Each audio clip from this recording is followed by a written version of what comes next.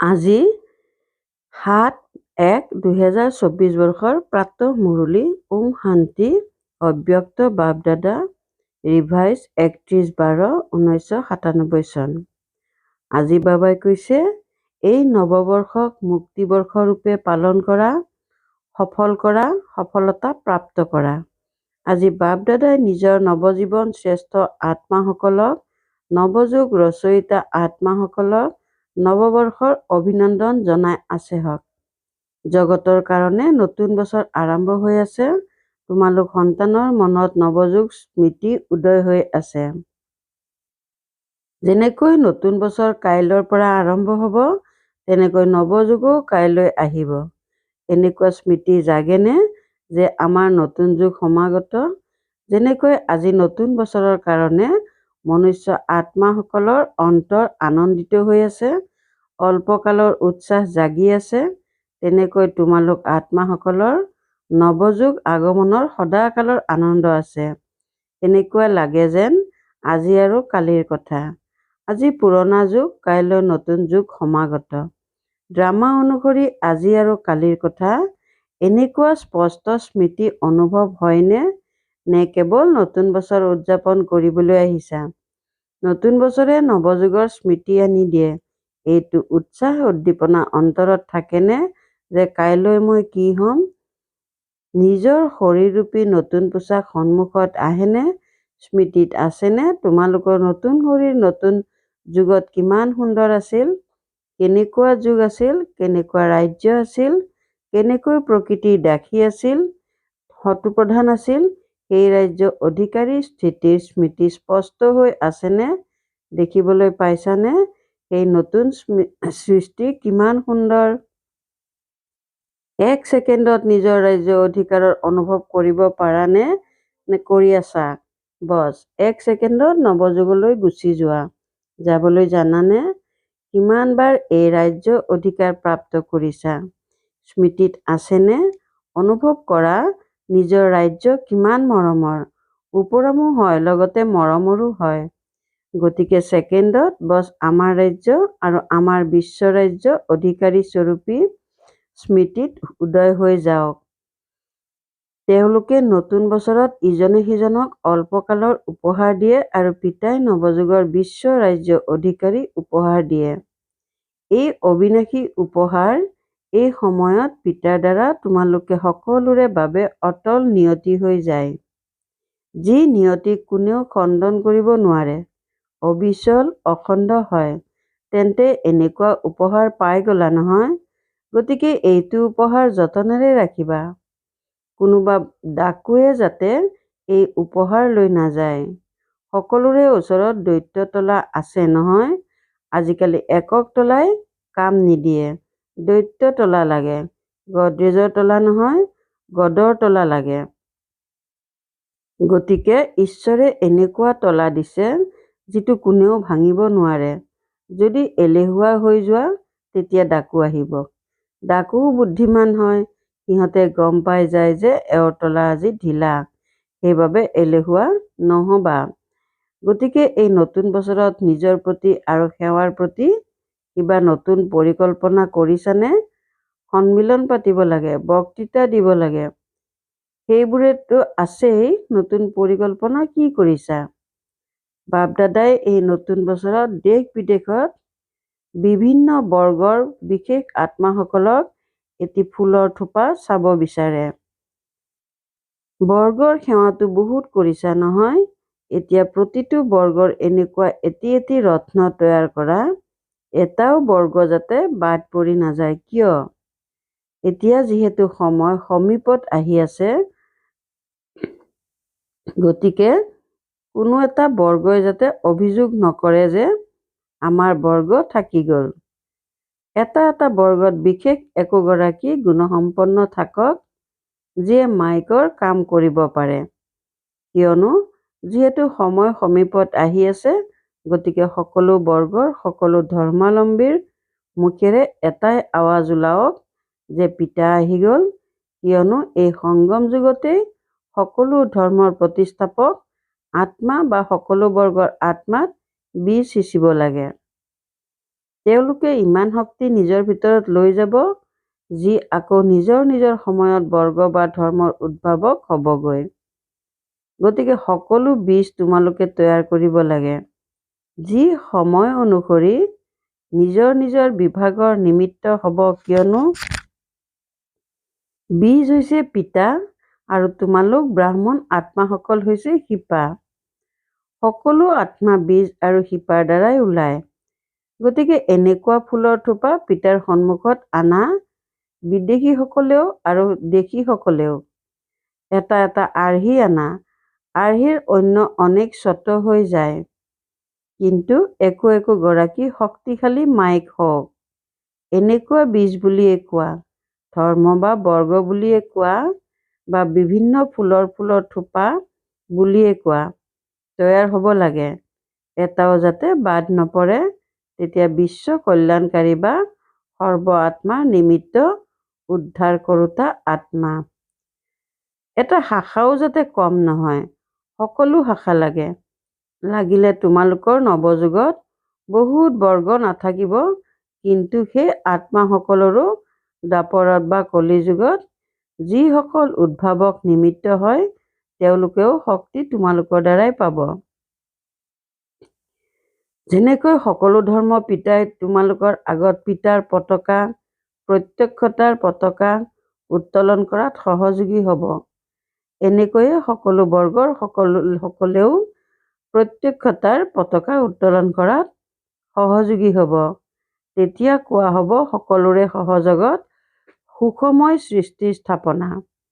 সহযোগী হৈ আছে, কিন্তু তাৰ ভিতৰতো এতিয়া বিশেষ আত্মাসকলক সহযোগত আগবঢ়োৱা, নিমিত্ত কৰা।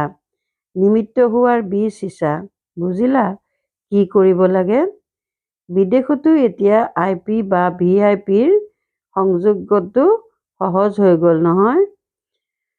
কঠিনটো নহয়, কঠিন নে সহজ? গতিকে তোমালোক সকলো যেতিয়া পৰৱৰ্তী নৱবৰ্ষত আকৌ আহিবা, তেতিয়া পৰৱৰ্তী নৱবৰ্ষৰ উপহাৰ হিচাপে বাপ-দাদাই এনেকুৱা ফুলৰ থোপা চাব বিচাৰে। এবছৰ আছে, কম নহয়। দেশীসকলেও কৰিবা, বিদেশীসকলেও কৰিবানে? অৱশ্যে কৰিম। কোৱা যে হৈয়েই আছে, কেৱল নিমিত্ত হ'ব লাগে। ডবল বিদেশীসকলে কোৱা, সকলো বিদেশীয়ে তালি বজোৱা। বাৰু চাম প্ৰথমে কোনে তৈয়াৰ কৰে, দেশে নে বিদেশে? আৰু কিমান ডাঙৰ ফুলৰ থোপা তৈয়াৰ কৰে? ঠিক আছে নহয়? চাৰিওফালে শুনি আছে, দেশীসকলেও শুনি আছে, বিদেশীসকলেও শুনি আছে। এতিয়া উদ্দীপনা জাগি আছে, তেওঁলোকৰ মনত পৰিকল্পনা আহি আছে যে এইটো কৰিম, সেইটো কৰিম। বাৰু এয়াতো হ'ল বিশ্ব সেৱা। নিজৰ বাবে কি কৰিবা তাৰো পৰিকল্পনা কৰিব লাগে নহয়, কিয়নো যদি স্বকল্যাণৰ শ্ৰেষ্ঠ পৰিকল্পনা তৈয়াৰ নকৰা, তেন্তে বিশ্ব সেৱাত শক্তি পাব নোৱাৰিব। সেইবাবে বাপ-দাদাই সকলোৰে অন্তৰৰ উৎসাহ উদ্দীপনাক জানি এয়াই ক'ব যে সকলো উৎসৱত সন্তানসকলে লাগিলে সোণালী জয়ন্তীৰ সকলেই হওক, বা হীৰক জয়ন্তীৰ সকলেই হওক, বা ৰূপালী জয়ন্তী সকলেই হওক, নতুবা অন্য যি জয়ন্তী হ'বলগীয়া আছে, সকলোৱে অন্তৰেৰে উৎসাহ উদ্দীপনাৰে নিজৰ মনত পিতাৰ আগত এইটো প্ৰতিজ্ঞা কৰিছা যে মই পিতাৰ সমান হৈয়ে দেখুৱাম। সকলোৱে এইটো প্ৰতিজ্ঞা কৰিছা নহয়? ডবল বিদেশীয়ে প্ৰতিজ্ঞা কৰিছানে? বাৰু অভিনন্দন। প্ৰতিজ্ঞাটো বহুত মিঠা, বহুত ভাল, বহুত স্নেহী, বহুত শক্তিশালী কৰিছা। এতিয়া কেৱল পালন কৰি থাকা। প্ৰতিজ্ঞা কৰোঁতাই সেই সময়ত বহুত উৎসাহ উদ্দীপনাৰে কৰে, সাহসো বৰ ভাল ৰাখে। আকৌ কি হয়, কেতিয়াবা মায়া নিগনিৰ ৰূপত আহি যায়, কেতিয়াবা মেকুৰীৰ ৰূপত আহি যায়। মেকুৰীয়ে কি কৰে? মেও মেও কৰে নহয়। তেতিয়া সন্তানসকলে কি কৰে? মই। গতিকে এই মেকুৰীৰ দৰে মেও মেও নকৰিবা। নিগনিয়ে কি কৰে? নিগনিয়ে নিৰ্বোধ হৈ যি মন যায় সেয়া খাই পেলায়, কুটি পেলায়। গতিকে মায়ায়ো সন্তানসকলৰ সম্পদ কুটি খাই পেলায়। কেতিয়াবা বাঘ আহি যায়, বাঘে কি কৰে? নিৰ্ভীকতা সকলকো ভয়াতুৰ কৰি দিয়ে, সৰ্বশক্তিমান সন্তানসকলক হতাশ কৰি দিয়ে। এনেকুৱা নকৰিবা। আহিবলৈ নিদিবা, দৈত্যতলা লগায়েই ৰাখিবা। এইটো বছৰ কাকোৱে আহিবলৈ নিদিবা। এইটো বছৰ সকলো কথাৰ পৰা মুক্ত বছৰ হিচাপে পালন কৰা, মুক্তিবৰ্ষ। যেতিয়া এই মুক্তিবৰ্ষ পালন কৰিবা তেতিয়া মুক্তিধামলৈ যাবা। ইয়াৰ কাৰণে কি কৰিবা? বহুত সৰু কথা, ডাঙৰ কথা নহয়। বাপদাদাই কেৱল সৰু শ্লোগান এটি দি আছে, সফল কৰা, সফলতা প্ৰাপ্ত কৰা। বুজিলা? সফল কৰা, সফলতা প্ৰাপ্ত কৰা। কি সফল কৰিব লাগে? তোমালোকৰ যিয়েই আছে, নিজৰ যি সম্পত্তি আছে নহয়, সময়, সংকল্প, শ্বাস বা তন, মন, ধন সকলো সফল কৰা। ব্যৰ্থত খৰচ নকৰিবা। ভৱিষ্যতে প্ৰয়োজন হ'ব বুলি যতনে ৰাখি নথবা। সংকল্পও সফল কৰা। এটি সংকল্প, এয়া তোমালোকৰ সম্পত্তি। যেনেকৈ স্থূলধন সম্পত্তি, তেনেকৈ সূক্ষ্ম সম্পত্তি হ'ল সময়, শ্বাস, সংকল্প। এটি সংকল্পও যাতে ব্যৰ্থত নাযায়, সফল হওক। মনৰ সেৱাৰেই হওক, বাণীৰে হওক বা কৰ্মৰেই হওক, পৰীক্ষা কৰা সফল কিমান কৰিলা। আৰু বাপদাদাই এই বছৰ এই বিশেষ বৰদান দি আছে, সফল কৰা আৰু পদম গুণ সফলতাৰ অনুভৱ কৰা। এই প্ৰত্যক্ষ ফল সহজেই প্ৰাপ্ত কৰিব পাৰিবা, কেৱল সঁচা অন্তৰেৰে। সঁচা অন্তৰত ভোলানাথ পিতা বহুত সহজে ৰাজি হৈ যায়। সেইবাবে সফল কৰা। জ্ঞানৰূপী ধন, শক্তিৰূপী ধন, গুণৰূপী ধন সকলো সময়তে সফল কৰা। সফল কৰিব জানানে? নে একাষৰীয়া কৰা বা তত্ত্বাৱধান ল'বলৈ বহুত জানা? একাষৰীয়া নকৰিবা, লগোৱা।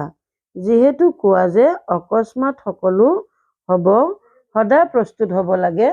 গতিকে যিয়েই আছে সেয়া সফল কৰা। বাপদাদাক নালাগে, নিজৰ কাৰণে জমা কৰা। বাপদাদাতো দাতা, কিন্তু সফল কৰা অৰ্থাৎ জমা কৰা, কিয়নো বাপদাদাই সময় অনুসৰি জমাৰ হিচাপ চালে। প্ৰতিগৰাকী সন্তানৰ জমাৰ হিচাপ বাপদাদাৰ ওচৰত আছে। তেন্তে জমাৰ হিচাপত কি দেখিলে? কিছুমান সন্তানে ভাবে বা কয়, বহুত যে, মোৰ এয়াও জমা আছে, এয়াও জমা আছে। ওপৰে ওপৰে জমাৰ হিচাপ বহুত বৰ্ণনা কৰে, কিন্তু পিতাৰ জমাৰ হিচাপত যিয়ে যিমান কয়, ভাবে তাতকৈ বহুত কম জমা আছে। কিয়?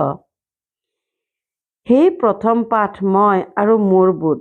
মই কৰিলোঁ, এয়া মোৰ সেৱা, এয়া মোৰ কাৰ্য। গতিকে জমা কৰাৰ সময়ত তেওঁলোকে ভাবে যে জমা কৰি আছে, কিন্তু সেয়া আপোনা আপুনি জমাৰ হিচাপৰ পৰা ওলাই ব্যৰ্থৰ হিচাপত জমা হৈ যায়। এইটো স্বয়ংক্ৰিয় সূক্ষ্ম যন্ত্ৰ। বাবাই কৰালে, বাবাৰ সেৱা, মোৰ সেৱা নহয়। মই কৰিছোঁ নহয়, বৰ্ণনা নকৰিবা। মই এইটো কৰিলোঁ, মই এইটো কৰোঁ, মই এইটো কৰোঁ, এই মই নহয়। বাবা বাবা বুলি কোৱা, তেতিয়া পদম গুণ জমা হ'ব। আৰু মই মোৰ বুলি ক'লে তেতিয়া বদলি হৈ ব্যৰ্থৰ হিচাপত জমা হৈ যাব। এই স্বয়ংক্ৰিয় যন্ত্ৰ বহুত তীব্ৰবেগী, তোমালোকে গমেই নোপোৱা।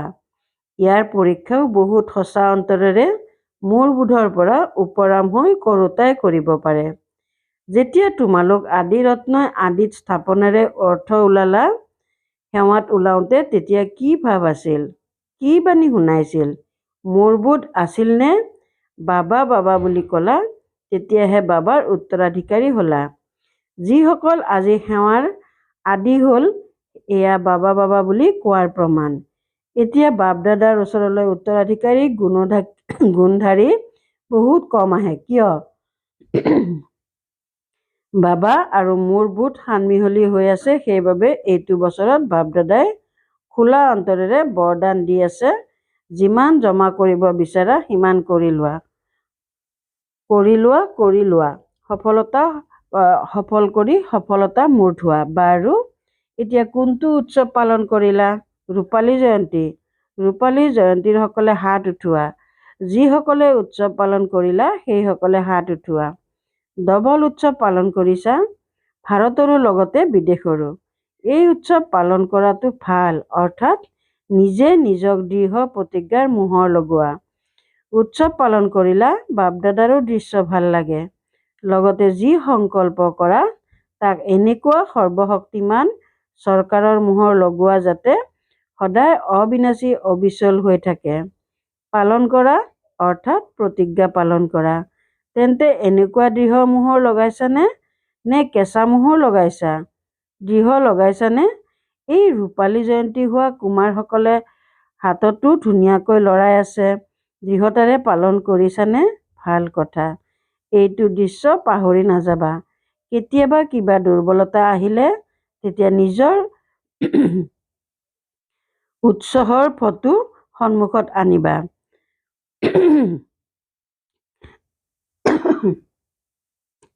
প্ৰত্যেকৰে ফটো উঠাইছা নহয়? সকলোৱে পাইছানে? গতিকে এনেয়ে ফটো উঠোৱা নহয়, কিবা উদ্দেশ্যত উঠোৱা হয়। ফটো এইবাবে উঠোৱা হয় যে যেতিয়া এনেকুৱা কিবা সময় আহে তেতিয়া ফটো সন্মুখত ৰাখিবা। এনেকুৱা নহয় যে আলমাৰীত বন্ধ কৰি থৈ দিবা আৰু সময়ত স্মৃতিত নাহিব। এয়া সকলোতকৈ ডাঙৰ উপহাৰ। এয়া স্মৃতি সোঁৱৰাই দিয়াৰ চিন। ভাল বাৰু, ডবল বিদেশীয়ে কি চমৎকাৰ কৰিবা? ডবল বিদেশীয়ে এনেকুৱা চমৎকাৰ কৰি দেখুওৱা যে এনেকুৱা আত্মাসকলক বাৰ্তা দিয়া যি ভাৰতৰ বাবে মাইক হয়। কিয়নো ভাৰতৰ মাইকৰো প্ৰভাৱ আছে, কিন্তু বিদেশৰ মাইকৰ ডবল প্ৰভাৱ পৰিব। গতিকে ডবল বিদেশীয়ে এনেকুৱা মাইক তৈয়াৰ কৰিব লাগে। কৰিবানে? পৰৱৰ্তী বছৰলৈ মাইক আনিব লাগে। এনেকুৱা নহয় কেৱল ভাষণ দি গুচি যাব, নহয়। সম্বন্ধত সমীপত আহিব লাগে। লাগিলে জ্ঞান যুগত নিয়মীয়া নহওক, কিন্তু মানি লয় যে এয়া সঁচাকৈয়ে ঈশ্বৰীয় কাৰ্য আৰু জীৱন এনেকৈয়ে গঢ়িব লাগে। কিন্তু মোৰ সাহস কম, তাতো কোনো আপত্তি নাই। আনৰ নিমিত্ত মাইক হওঁতে হওঁতে স্বয়ং হৈয়েই যাব। এনেও পোনপটীয়াভাৱে বিদ্যাৰ্থী নহয়, কিন্তু সেৱাৰ বলত আনৰ নিমিত্ত হ'লে তাৰ প্ৰভাৱত হৈ যাব। তেন্তে শুনিলা? ডবল বিদেশীসকলে শুনিলানে? এতিয়া চাম কোনখন দেশ নিমিত্ত হয়। যি দেশে নিমিত্ত হ'ব তেওঁলোকক পুৰস্কাৰ দিম।